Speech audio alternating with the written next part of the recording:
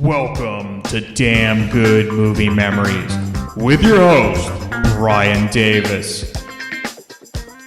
This podcast is the cure for your long commute and super boring workday.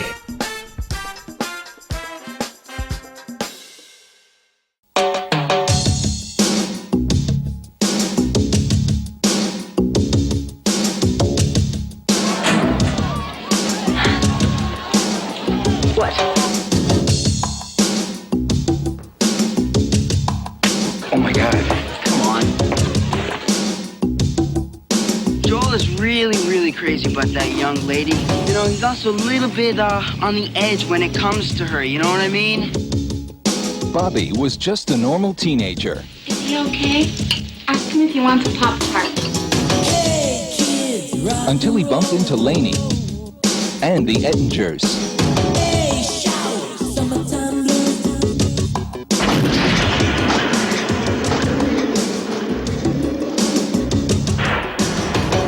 This wasn't supposed to happen. Oh my God. From him. Now, Bobby has 3 days to find himself. That's rude, mister. To pass high school. I just thought SAT meant Saturday afternoon test. And steal his best friend's girl. Well, maybe you're not her type. I'm every girl's type. Or his future is history. Thank you for a frightening, confusing, strange, and dangerous time. What more could a girl ask for? Jason Robards, Corey Feldman, Piper Laurie, Meredith Salenger, Harry Dean Stanton, Corey Haim. You were expecting maybe Freddy Krueger. Hey, shout, Dream a little dream. jump up and down in my blue suede shoes. Hey, kids, rock and roll, rock on. Hey there, it's Brian Davis, and for this week's episode, we're going to cover the movie Dream a Little Dream from 1989. The studio was Vestron Pictures. Release date was March 3rd, 1989. The running time, 114 minutes, and was rated PG-13. I don't have the budget numbers, but the box office only took in $5.5 million, making it the 109th ranked movie of 1989. Roger Ebert, well, he wasn't a fan of this film. He gave it half a star out of 4. Here's his review. So there I was, watching this TV commercial for Dream a Little Dream, when suddenly a light bulb went on over my head.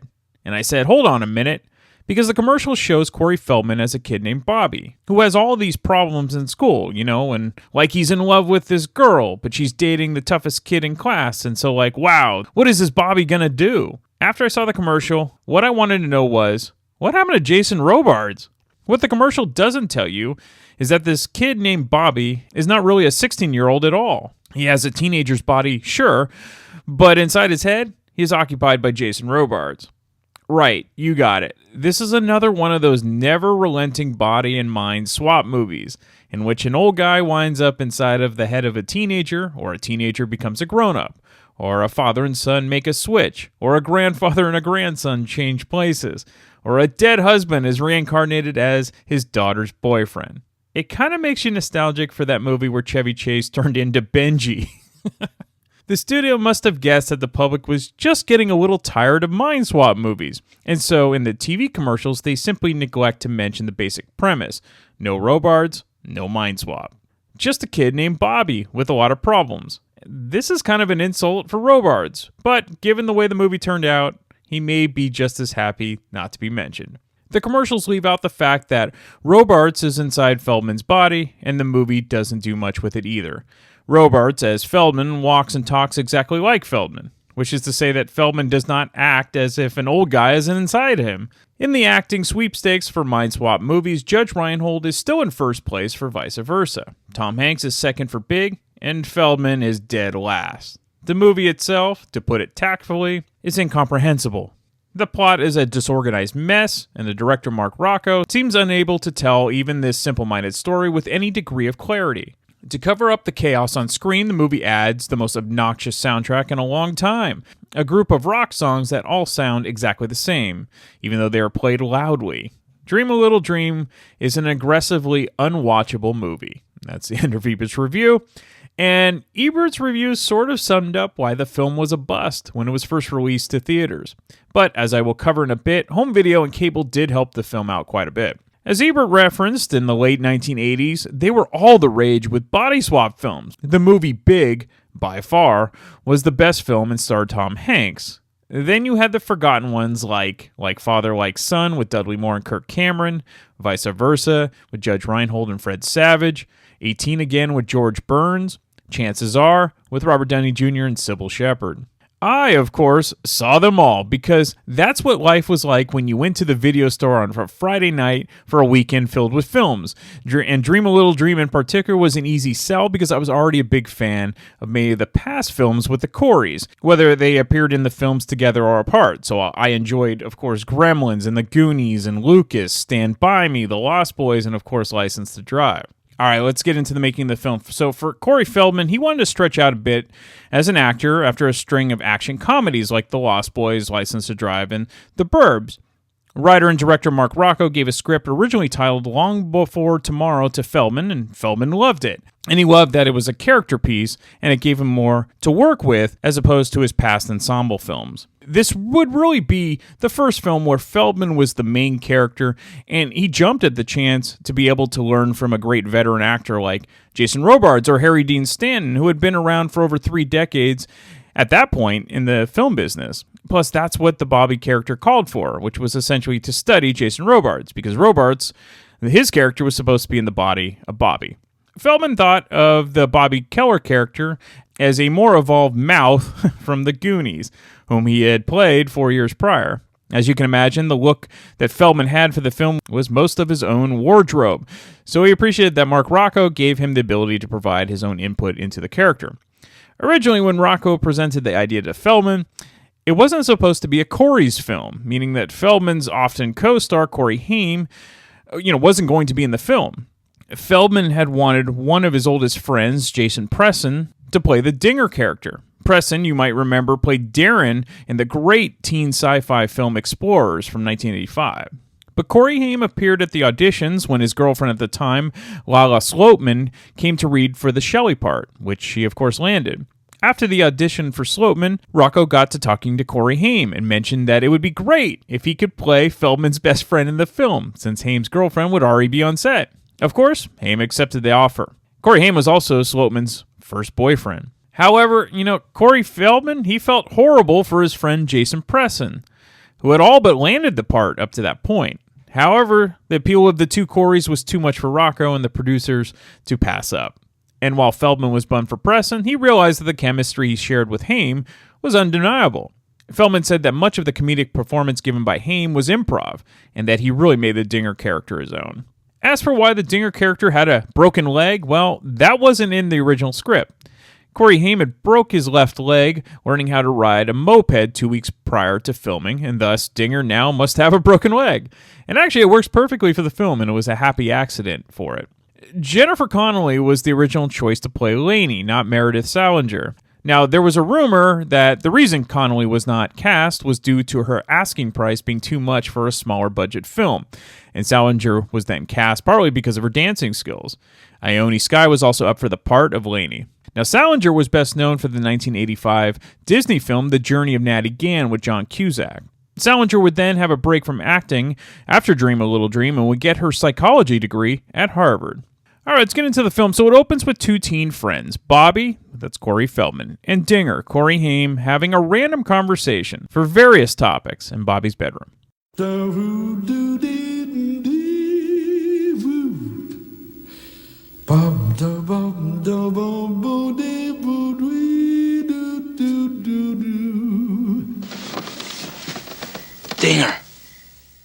Dinger, wake up for a minute.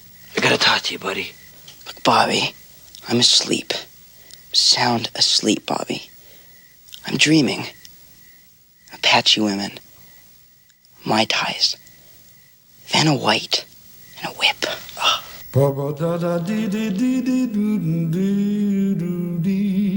I'm in love. That could be a problem. I don't think you understand. No, I do understand. I really do. Which hand is it this week, pal?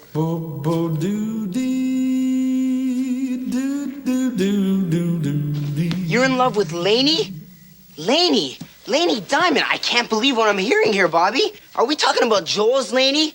Hold on. Are we talking about Laney, the one that looks great in a leotard, Laney? Yeah, great. She looks fabulous in a leotard. She's Joel's. You forgetting who Joel is? Joel? Joel? Psycho Joel? Joel's gonna kill me. Joel's gonna walk in here and kill both of us at the same time.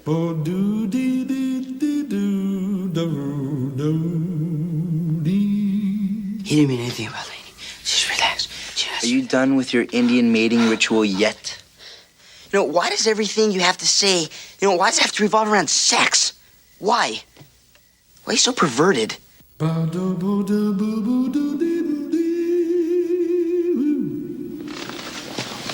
It has nothing to do with sex. It has to do with the fact that I am totally in love with... No. Look, don't say her name, all right? Don't think about her. Don't talk about her. Get her out of your head. Okay. Okay? Okay. You promise? Promise. Okay. Ow. Laney. No. Lady! No!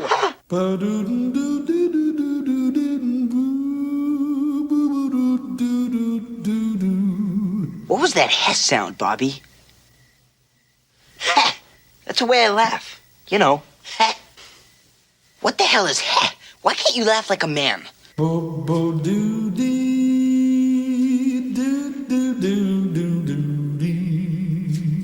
You ready? No. Let's go. 1, 2, do. Oh, our life is tough. Money never seems to be enough. And if I could have, just one thing. Holy God, I wish you can sing.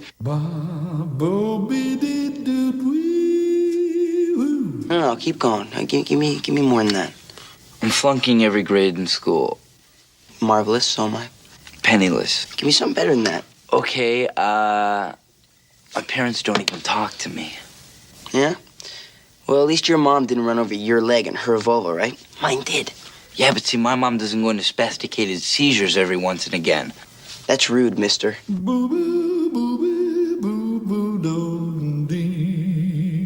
Dogfight? Yeah.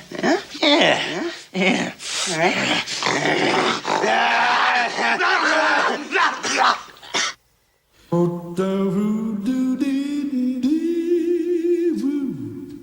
Hey, Bobby, man, thanks for letting me crash. No problem. Good night.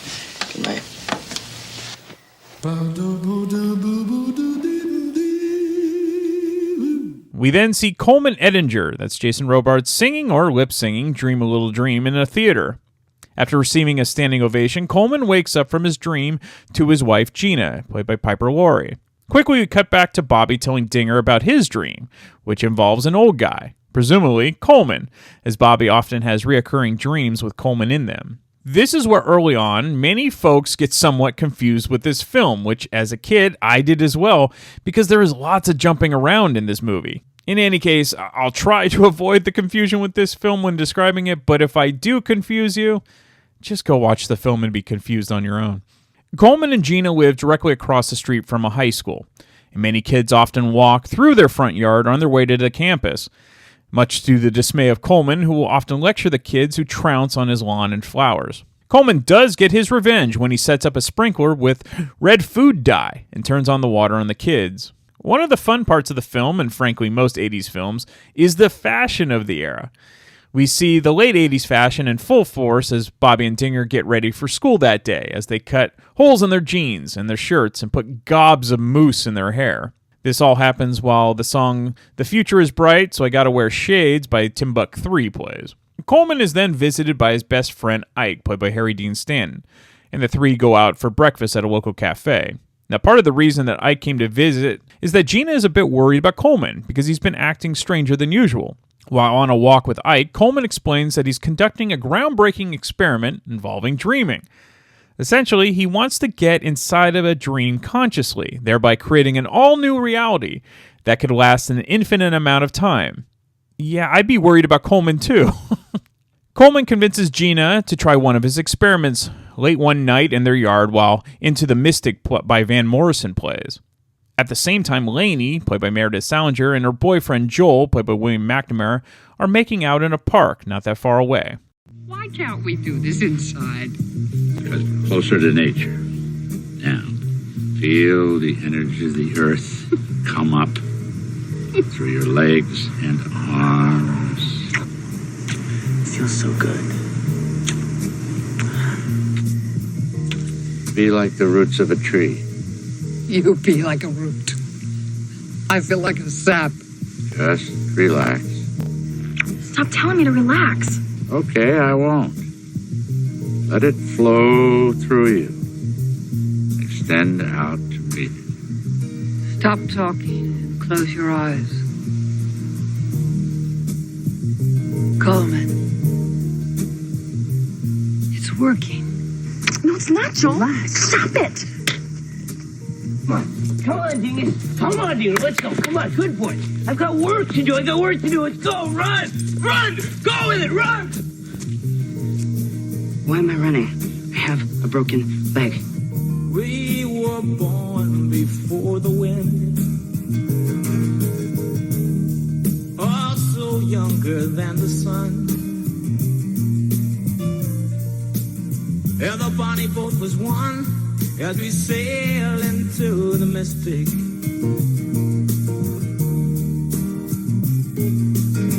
Oh, I can now hear the sailors cry,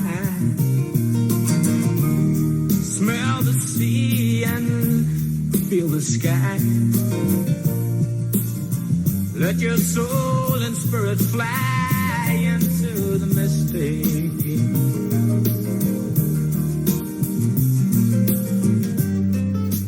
And where that foghorn blows, I will be coming home.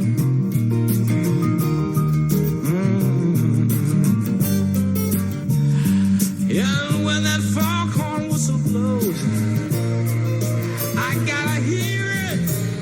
I don't have to fear it. And while I rock your gypsy soul, just like way back in the day, the road. And together we will float into the distance. Come on, girl.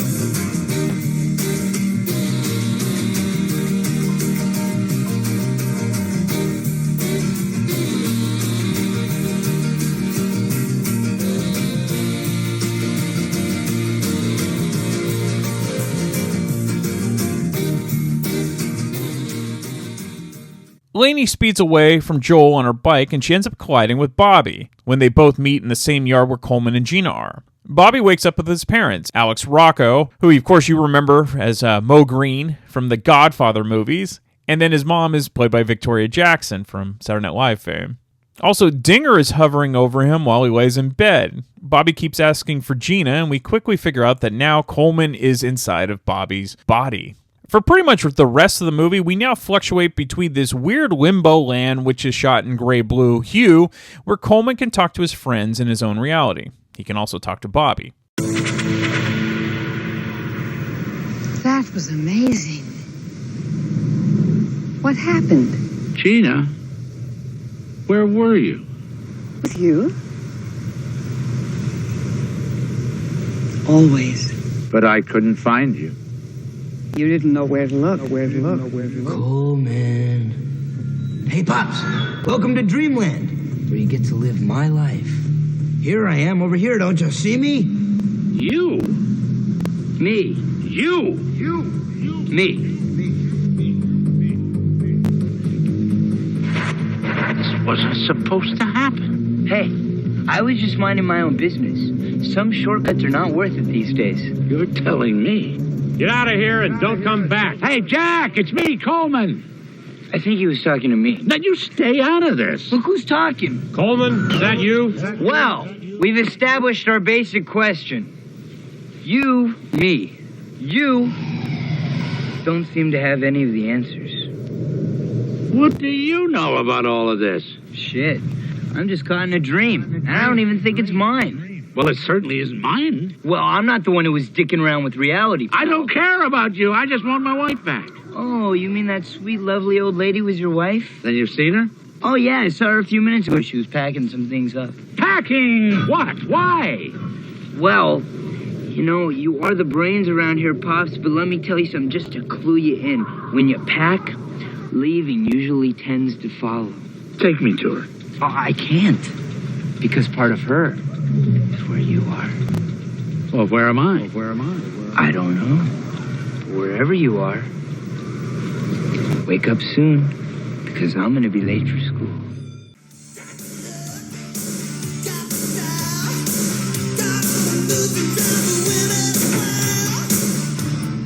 No, this would look better on Ike. Where the hell did this kid shop?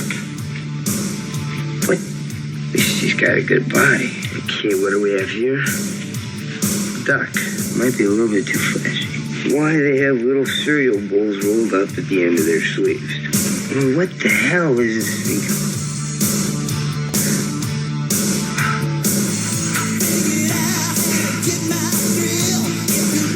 At least I'm not sick.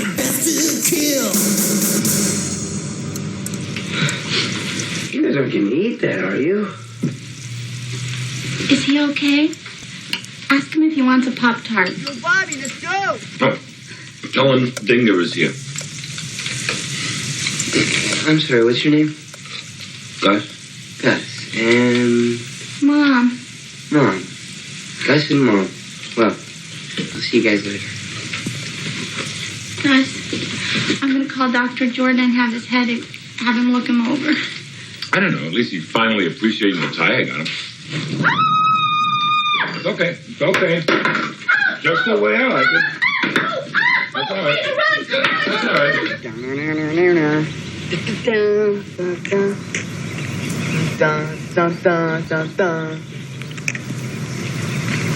What did you do, run a moose? You're Dinger, right? Right. Me, Dinger.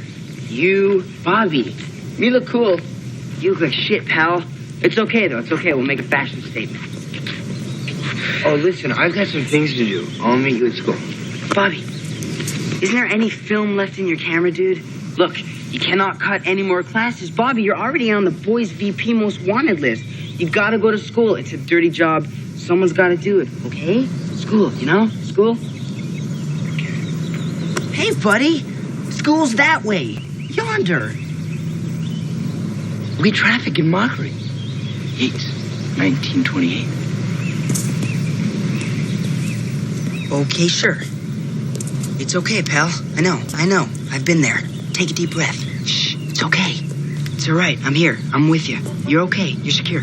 As we've seen countless times in body-swapping films that involve the first day going to school for the older person in a younger body, Coleman is overwhelmed with the sea of humanity in the halls, but Dinger guides him, as REM's It's the End of the World as We Know It plays in the background. Coleman has no idea that Bobby has a girlfriend named Shelley, played by Layla Sloatman, or that Bobby really has the hots for Laney. So everyone thinks that Bobby's really done damage to his brain after his accident with Laney.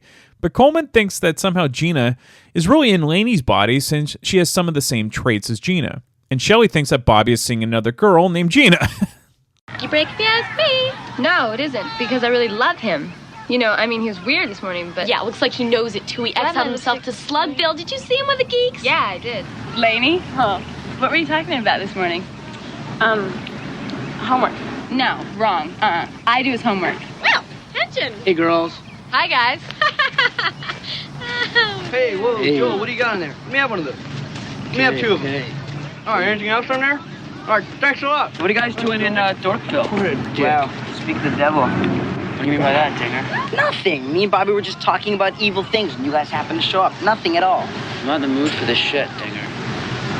What is wrong with everybody nowadays? I mean, is there any love left in our universe, huh? Shut up, Dinger. Oh, shut up, Dinger. Real mature. Really, really, really mature. Bye, Dinger. Hey, Bob, I'm sorry about this morning. It's a little tight. Hey, that's quite all right. You're not going to consume that, are you? I mean, do you realize all the cholesterol and fat? I'm sorry, I like bad boys. This leads to one of the many montages in the film, usually involving Lainey in her dance class while she's wearing bright 80s leotards. So while this scene doesn't add much to the film, it's the style factor that those nostalgic for this era will definitely enjoy. Coleman decides to visit Ike to tell him what's happening, and as you can imagine, Ike isn't convinced when the body of Bobby is trying to tell him what's going on with him. Ike, am I glad to see you? Well, I'm happy to see you too. Ah, but you're going to be even happier to see me in a minute. Well, I can only get so happy that I peek. Let's sit down. Ike, listen to me. You're going to have to listen to what I'm about to tell you. It's the absolute truth, but you've got to believe me, okay? You have to use all your faculties. You have to be willing to suspend your normal patterns of thinking. You've got to believe in what I'm about to say. You're not working with the young Republicans, are you? Oh, this isn't effective. Ike, come here. Come here. Look at me. Ike, it's me, your best friend, Coleman. Come again? Gina and I tried the experiment, but it didn't work. Something happened. I don't know what, but I got trapped in this body, and I can't get out. Call the house. I'm not there. I'm here. And I had this dream. It was... Now, wait a minute. You haven't, done anything to my friends, have you? Huh? Oh, God, you're not listening to me.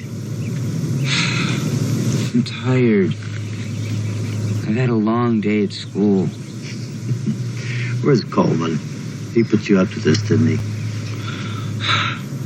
Ike, remember what Oscar Wilde said about a cynic, 1892?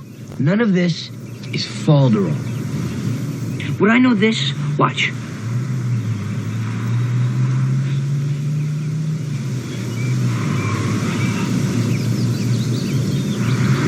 Coleman could have showed you that. Okay. Remember that story you told me about the two dancing Filipino girls on your first shore leave in Manila? I never believed you, right? It's a true story. Ike, I'm willing to believe you. But you've got to be willing to believe me. Carefully, bite! Smudge! Come here. Hi, Sheila. How'd you know my name? I told him. You know, it's amazing. That dog hates everybody. Except Coleman. Ike might be starting to believe now. That night, Coleman, still in Bobby's body, takes Lainey to Coleman's real house. The two end up going to Coleman's office, where his hypothesis about his dream world started. The two end up dancing to Frank Sinatra's Young at Heart. Coleman tries to kiss Lainey as he thinks it's really Gina, but Lainey turns away and goes home.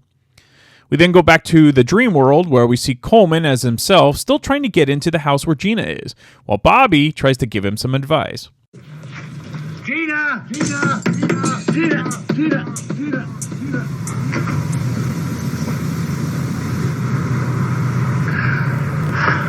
Why doesn't she remember me? Well, the way I see it is that she wasn't as into this little experiment as you were. You wouldn't by any chance know how to switch us back. Absolutely. As a matter of fact, it just so happens to be one of the very first things that I learned about. Well, then let's do it now. What do you mean, Well, which word don't you understand? The whole idea. You see, I like it here. It's dreamy. If you catch my drift. Don't you want to get back to your own life? No, I don't, as a matter of fact. See, you don't understand. My parents hate me. I'm flunking every grade in school. Dumas wants to kick my ass. And if Joel found out how I feel about Lainey, he'd want to kick my ass, too. Show me a man who has enjoyed his school days, and I'll show you a bully and a bore. Robert Morley, 1958. Up yours. And the horse you rode in on. Say, that isn't a horse, that's a sheep. Where'd it come from? Sheep? I don't know. But this is your sick dream. And I'll tell you one thing. You have some deep-seated psychological problems, man. And by the way, I'm not going back. What if I fixed everything? Oh, and how are you gonna do that, Pops? Don't call me Pops. Pops. I can do it. I can do it. I can do it. I've got to. Well, you better work fast, because they're working fast. Not as fast as I can. All right, fine. But just don't let Joel find out about it, or he's gonna tear your playhouse down. Paul Young, 1986. See how annoying that is? Anyway, you gotta do me some things. You gotta stop eating the tofu shit, because the tofu shit is driving me crazy. I mean, it's making me really nauseous. And, you gotta stop telling people what to eat. It's just not like me. How often do you see me telling people what to eat? I don't do it. Okay, something else. There's some home movies downstairs. Watch them. Learn how to speak like a normal person. I don't talk like that. Oh, also, some mousse. There's some mousse in the bathroom. You gotta use them you gotta do something with my hair. My hair looks like shit. I never have my hair look like shit. They're gonna know something's up, all right? Something's weird here. All right, oh, one last thing. Wake up. Wake up. Wake up. Wake up. Coleman decides to watch some home videos of Bobby's life, including his 16th birthday. The next day, Coleman dresses Bobby up to look like Michael Jackson circa 1989. Coleman tries to talk to Laney at her locker to apologize and says that he just wants to be friends. But Laney is sort of weirded out about how he acted at the house. However, part of her is intrigued by Bobby, and Coleman, too.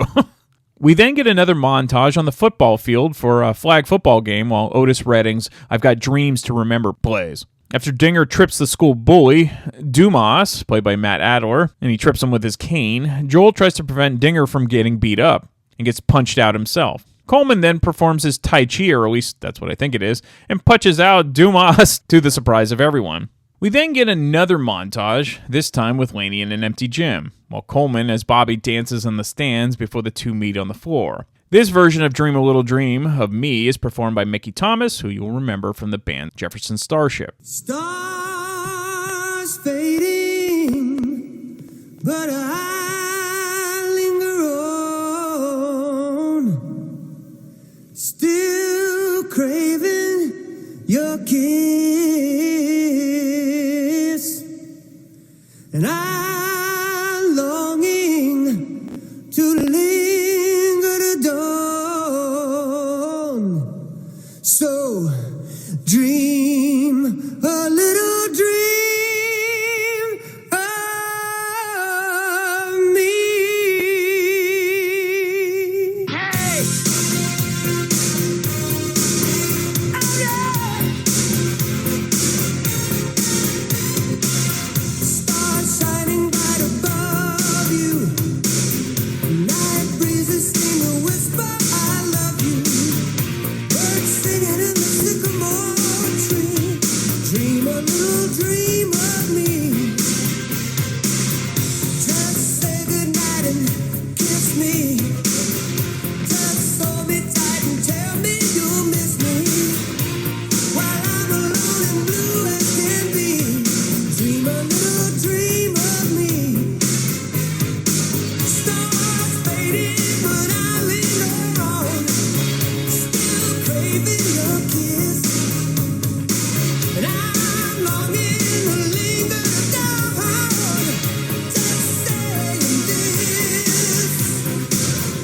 Sweet dreams till sunbeams find you. Sweet dreams that leave all worries behind you. But in your dreams, whatever they be, dream a little dream of me. Yeah.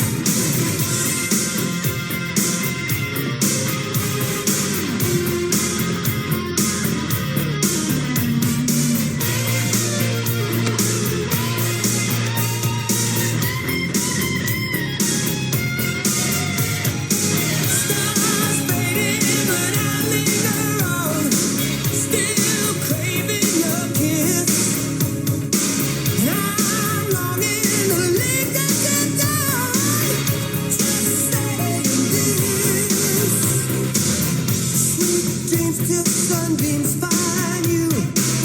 Sweet dreams that leave all worries behind you. But in your dreams, whatever they be, dream a little dream of me. You're crazy. Did you know that? And I'm also cute, too. Aren't I? So, will you come go with me? Do I have a choice? Now, you would think that it was Feldman that was pushing for this dance scene, because at the time, he was kind of infamous for doing his Michael Jackson dance impersonations. However, it was Mark Rocco that really wanted this scene, and Feldman thought it was kind of out of place. But Rocco really wanted to market this film to the MTV crowd and gave Feldman the leeway to mold the scene to more of his own comfortability. And actually, what most people remember about this film, for better or worse, is this dance scene with Feldman and Salenger. Lenny goes out with Coleman as Bobby to dinner, and we get yet another montage, of course. This film might only be 90 minutes without montages, but hey, I'm not complaining. In any case, the pair end up bonding more on this date. So your dad let you borrow his car? I think it's neat. Yeah. Now what about Joel? Do you love him? I'm in high school, who cares? You didn't answer my question. I'm just a kid. You still didn't answer my question. What else do I have to do?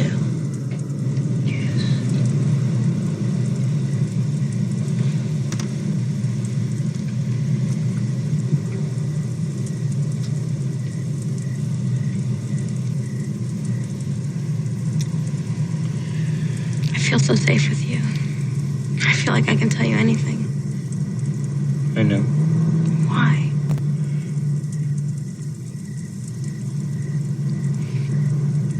Because we're them. We're who? We're the old couple. You're Gina and I'm Coleman. Why are you doing this? You're spoiling everything. It's the truth. You've got to hear me. I don't want to please. hear you. I'm starting to like you. I don't want to hear this. But you've got to. It's the truth. Bobby! Listen to me. Why are you were riding doing your this? bike and I was running, okay? And Bobby! Bobby, Kelly, you're a jerk. A real jerk. No, lady. I'm just doing this because I wanted to live a longer life with you. Come on, Gina. Come back. My fault. You are in the wrong place, Bobby boy. Oh my God. Now it's you, me, and my boys. Ready? I don't give a shit about this. I don't give a shit about you. Stop it! Stop it! Stop it! Stop! You're killing me!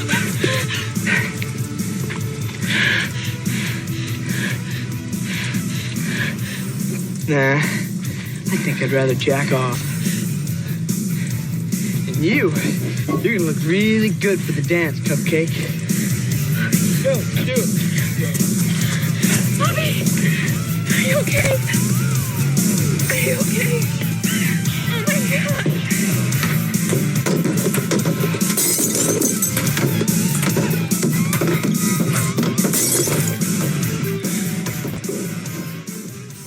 Dumas and his buddies end up beating up Bobby and trash the car as payback for when Coleman, as Bobby, punch out Dumas on the football field.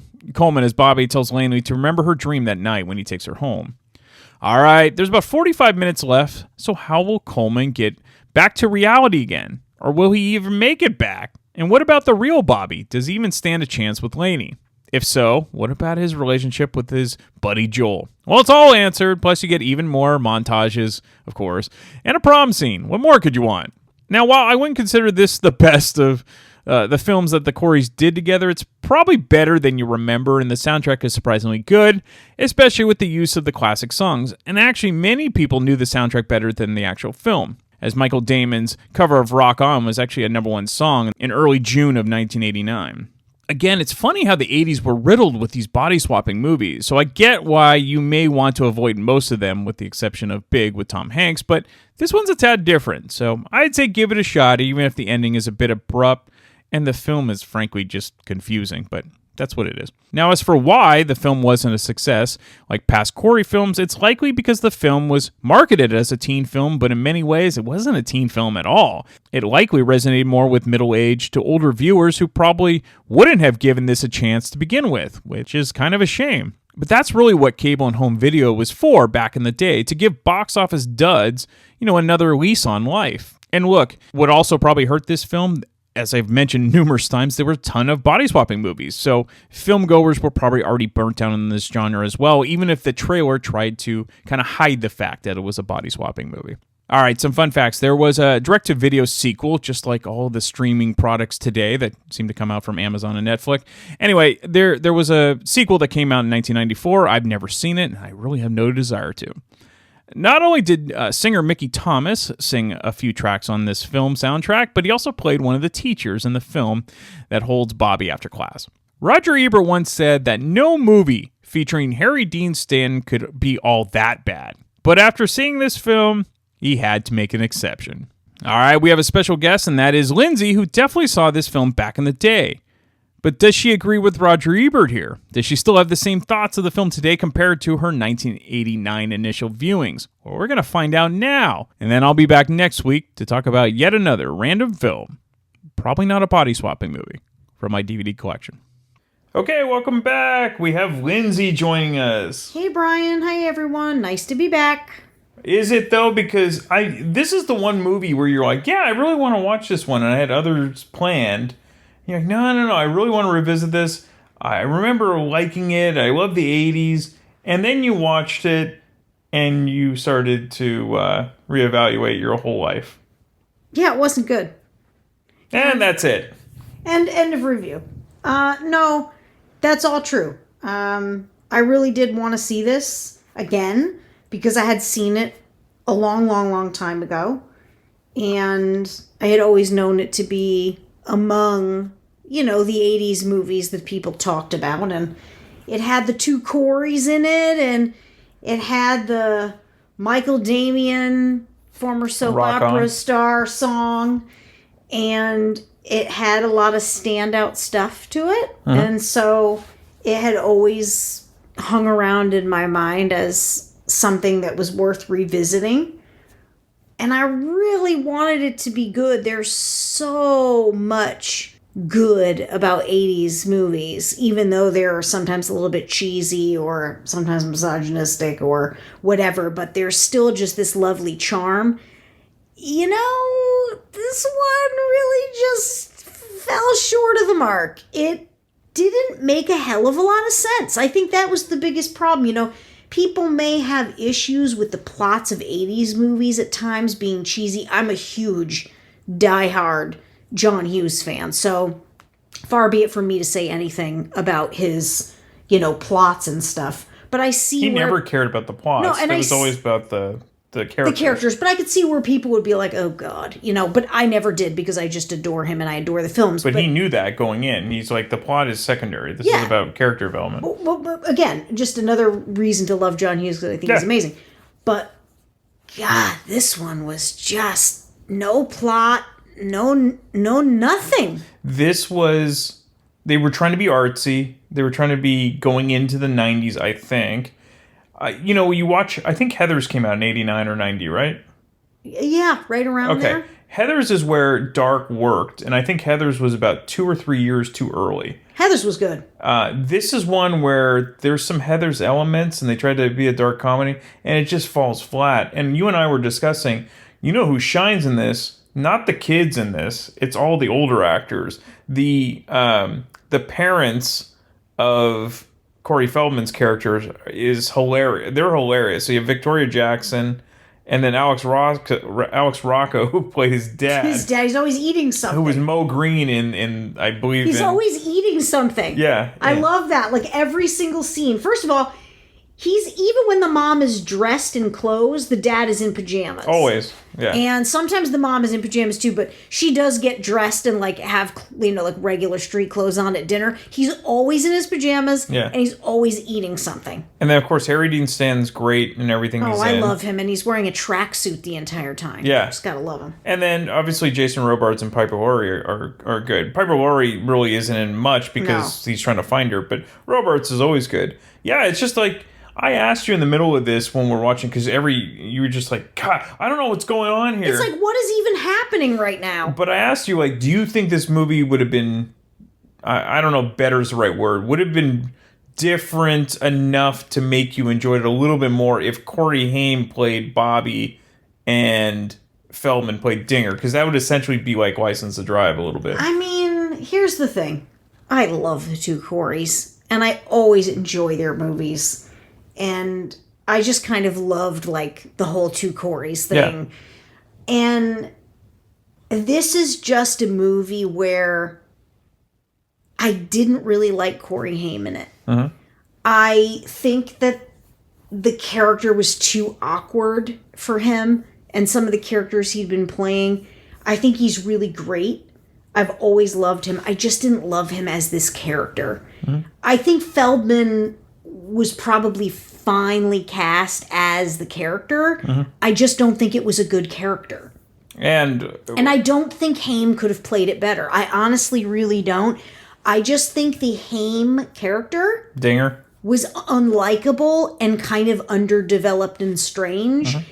And he didn't add anything to the plot.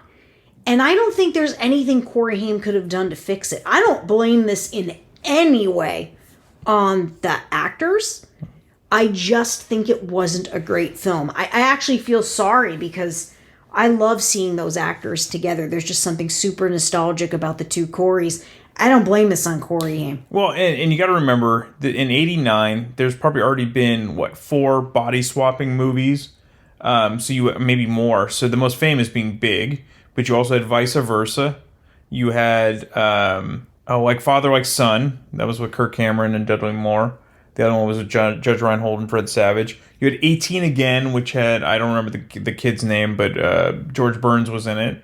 I already mentioned Big. It started with Freaky Friday, and that happened in the late 70s. So I don't know why body swapping movies became all the rage. I don't mind the body swapping part, even though it's a bit played out, as you mentioned, Simpsons did it, had been done before. Yeah. I think it was the fact that I didn't really get the full sense of swap. Like, at least in the other body swapping films, it's like in Big, Tom Hanks becomes an adult. Right. And the whole story is, the little kid who's now, in an adult body and he's, figuring it out. This wasn't like... Feldman became Robards and Robards became Feldman. No. It was kind of just like Feldman was Robards, so Robards became Feldman, but then Feldman was still himself, just trapped in some other universe. Not even a universe. I guess a dream. I don't really know. If they truly swapped and had it set up that way, I think I would have been happier. It could have been more comedically genius to have Robards try to continue to be the Feldman character and have Feldman be the Robards character and have Piper Laurie in it. But it really wasn't about the swapping. The swapping was a huge factor in the film, but it's almost like the film wasn't about that. It makes it very strange. So you're saying this is a really shitty Donnie Darko? Oh my God, you can't even put this in the same sentence. No, I know. That's what I'm saying. That's an insult to everything. Because it's confusing. Well, Donnie Darko was awesome. I mean, that's just... confusing. It's confusing, but it's a whole other, But that was mind-bending and creepy. Are you trying to say that Dream Will Dream isn't mind-bending? I'm saying it wanted to be really artsy, and I appreciated that it was trying to do that. And I have a soft spot for everything 80s, so I can't even. I think that's why I own it. Yeah. It just sadly didn't land. Well, I think audiences saw this because they love The Lost Boys, obviously love License to Drive, so they're expecting. I love those. I do too. I think those are the pinnacle of. Well, I don't know if the pinnacle, but them together, they're great. Well, them individually had better films. Sure, I mean, Feldman had Goonies, Stand By Me, and Stand By Me, and Haim, and he was also in Gremlins. Haim had Lucas, and movies like that. So. Yeah, and then you get this where people are expecting probably something fun like the other two movies, and this isn't. It's hard to say it's not fun. It just didn't work. It didn't work, and it's too long too. The other movies, this is almost 2 hours long, and the weird kind of limbo scenes make zero sense. And the supporting characters in many of these other films we've been talking about add so much to the film. Yeah. Even the tiny character actor stuff you see in a lot of these other 80s films, the Haim and Feldman, masterpieces from previous, as well as the John Hughes films, etc., etc. All of these other little characters that are in the film add so much. I'm telling you, this one, I don't get it. I didn't understand who half of these people were and what they were adding. Like the Joel McNamara character who was, William McNamara, who was playing Joel, which is the Meredith Salenger boyfriend in here. And they had a weird relationship, just what a bad character. And I mean, and his acting was terrible. It was terrible. And I don't blame William McNamara for him. He was really trying to be this sort of, like, mean character, but sometimes he was their friend, and sometimes he was an ass. I really don't understand. And then all of, I guess Matt Adler played, like, another kind of... Dumas. Yeah, Dumas, who was not a friend of... It's so funny because he plays Haim and Feldman. He plays such a meek character in Teen Wolf. But here, he's like the bad boy, like, going, like the Judd Nelson character, but like super mean. Like, not a heart of gold. Like, not a bad boy heart of gold, just a bad boy. And him and his friends. And then there's weird fighting in here between them. And then Feldman and Haim, and then their group with Joel, William McNamara. And not to give it away because people will watch it. No, but the ending is such a cop-out. Oh, God. It's terrible. And the thing is, it's like, these kids are sometimes fighting and sometimes not fighting, and I'm not sure where Joel fits in it. And I feel like, how can they even be friends with him because he's so awful? But then there's times where they are friends, and it's almost like... Well, that is high school, though. It is, but it isn't. Like, yes, it is, but the way it's done here, not so much. I just... By the way... I wish it wasn't so awkward and not great. I was wrong. I told when we were watching the movie, I'm like, I think that's the director that plays the teacher. It was actually Mickey Thomas. Oh. Yeah, the singer who's on the soundtrack. Okay, the one good thing, besides I like the older actors, I think as I gotten older, I appreciate them more in this film. The soundtrack is good. Oh, yeah. I mean, one of the things that I remember about this is that is the Michael Damian song. Mm-hmm. I just remember what it sounded like when it would come on the radio driving in the car when I was younger. I can totally picture hearing those first few chords and just knowing what song it was. And it was, the song, the Michael Damian song, has a Donnie Darko quality to it. Well, it's a cover. Yeah, but I mean, just think about that movie and think about that sound, those first few...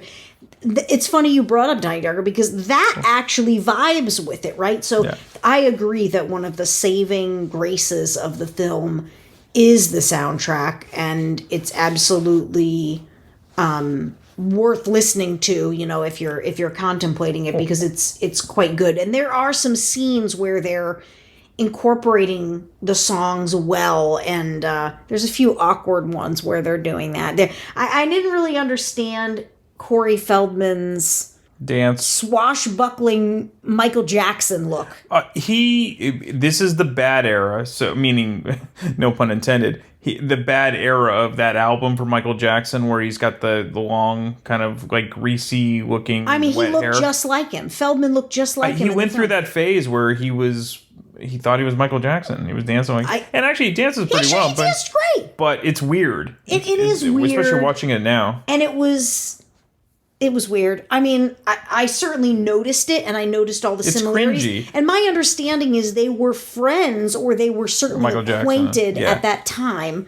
So maybe it was truly an homage to a friend. I honestly don't know what their relationship was like, or if they were close friends or whatever. But it definitely looked like it was a bit of an homage to Michael at a point in Michael's... I mean, most of Michael's career, he was on top and in front. But for sure... that was a time when that look was 100% Michael's. They were probably... I mean, look, it's hard for any actor to maintain a certain level of success, but this kind of almost, I wouldn't say killed their career, but they never recovered after this film. And I don't know if it was an arrogance of like, okay, well, we nailed it in The Lost Boys, we nailed it on License to Drive, this is going to be a surefire... This is going to be a surefire hit, and it pretty much tanked. It might have had a little bit of a cult audience on cable and video. And when I bought it, I think I appreciate it a little bit more than you do. But and maybe that's only because of nostalgia, because I do remember renting this as a kid. But when I was watching it, I was like, I always thought this was better too. but I still kind of enjoy watching it, where you got no joy out of it at all. I don't want to say I got no joy out of it, because I don't think that's exactly accurate. I love 80s nostalgia. It's factually inaccurate. It's factually That's accurate. an inside joke. I love 80s. It is nostalgia. It's nostalgic for me. I love the nostalgia of it. I love the actors as themselves, in this. I love the Coreys. I love Jason Robards. I love Harry Dean Stanton. I thought there was even William McNamara. I've seen him be good in other films. I like Stealing Home. Yeah. There were really good people in this film. They themselves are really good actors. Mm-hmm.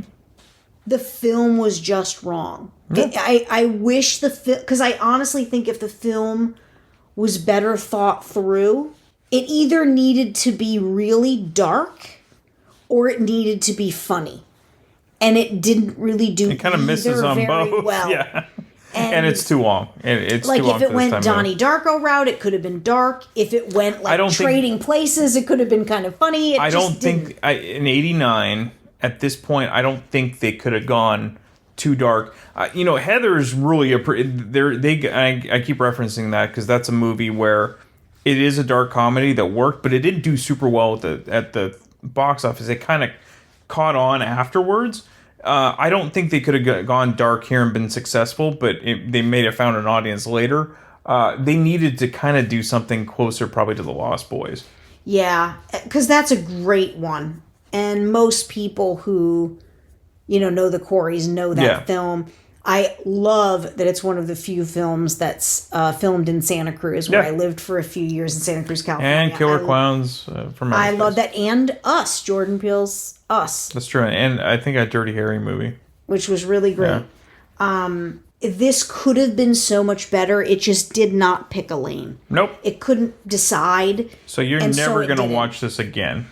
In 20 years, you're going to come back to it. Maybe I'll give it another shot. And you're going to be like, no. I doubt it, and I really hate saying that.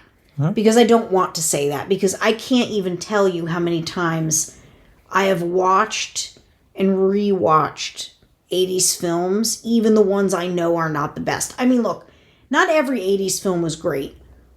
But there are some that are just, no matter what anybody says about them, I'll be in love with them forever. Although I would say my three favorites are generally well regarded by people. This is in no particular order because they're equally good in my mind, and they're just the ones that resonate with me. The Breakfast Club. And I think they're all John Hughes films. Probably. Pretty in Pink. It's John Hughes written. Yeah. And Some Kind of Wonderful. John Hughes written. Which are just, to me, the absolute pinnacle of some of the 80s films that I'll watch over and over and over forever. I mean, there's so many other good ones. I couldn't even hope to name them. We were just talking in the car the other day about Better Off Dead and One Crazy Summer and the John Hughes. They're just Say Anything. There's so many. 16 Candles, blah, blah, blah, go on forever. This one has the actors from the era. It just isn't anywhere near as good as those films. It's funny, my two favorite movies, 1 and 2, are basically 70s movies, but they're considered 80s movies because it came out in 1980. Airplane. Oh, yeah. That blew my mind when I found out that was your favorite film. And The Blues Brothers. Yeah, that one I understand. When I found Airplane blew my mind. That was your number one film. It's a perfect comedy. I mean, great. It's really funny. It's just not what I expected you to say was your favorite And The Blues film. Brothers is a perfect musical. That's also super funny. Now that I kind of expected you to say. And then number 3 is Rocky, 1976. Well, I was a little bit late to the Rocky game, but I have to tell you what a great film that was. We have to go through the rest of them. In so many ways, that was 1,000 times better than I remembered it to be. Whereas, unfortunately, Dream a Little Dream was much worse than I remembered it You've been better off just dreaming I would have been what better it off used dead. to be. You've been better. We're going to end it on that. Thanks, Lindsay. Thanks, everyone. Listen to the soundtrack. If you enjoy this podcast and are an iTunes user, please do the show a favor and head on over to the official iTunes page for Damn Good Movie Memories. Be sure to leave a rating and a review. This will allow the show to appear higher in the algorithm and spread the joy of this podcast to the masses. If you are not an iTunes user, you can still listen and subscribe on Podbean at damngoodmoviememories.podbean.com. Be sure to like us on Facebook under our Damn Good Movie Memories page. You can also listen to a limited number of episodes on YouTube. I hope you enjoyed this week's episode, and be sure to tune in next week for an all-new episode of Damn Good Movie Memories.